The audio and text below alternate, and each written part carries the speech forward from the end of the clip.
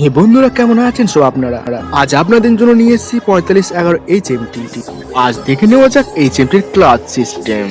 Clutch খুলে দেখানো হবে। এই HMT গাড়ি সাধারণত দুটি ক্লাচ থাকে, একটা পিটিও ক্লাচ এবং একটা গিয়ারবক্সের ক্লাচ।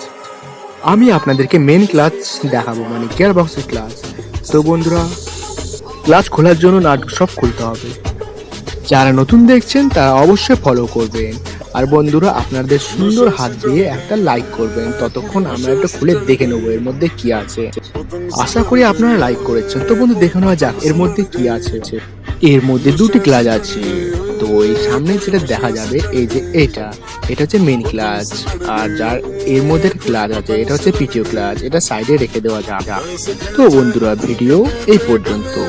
ভালো লাগলে অবশ্যই লাইক করবে আর শেয়ার করে দেবে।